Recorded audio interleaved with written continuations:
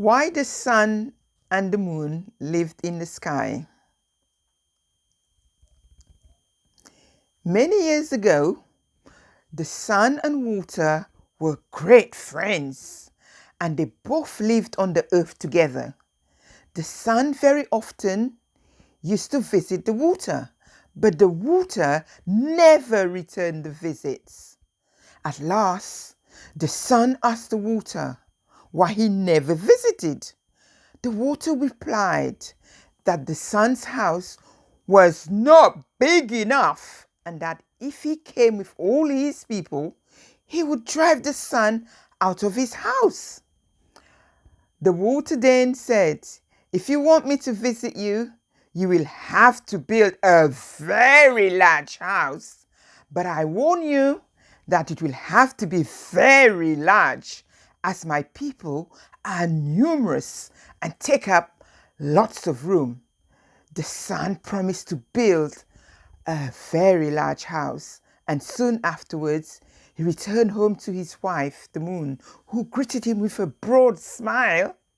The sun told the moon that he had promised the water, and the next day they began building a large house to entertain the water and all his people. When it was completed, the sun asked the water to come and visit him. When the water arrived, one of his people called out to the sun and asked him whether it would be safe for the water to enter. And the sun answered, "Yes, tell my friends to come in." The water began to flow in, followed by the fish and all the other water animals. Very soon, the water was knee-deep in the house. So he asked the sun if it was still safe, and the sun again said, "Yes."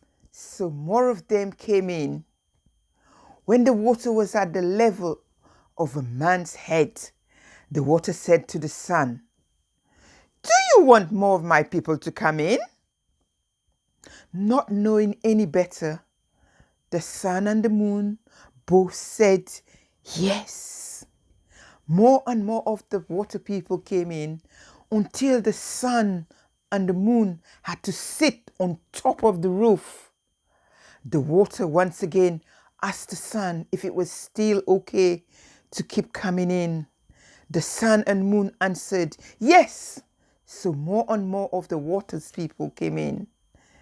The water soon overflowed the top of the roof, and the sun and the moon were forced to go up in the sky. And they have been there ever since.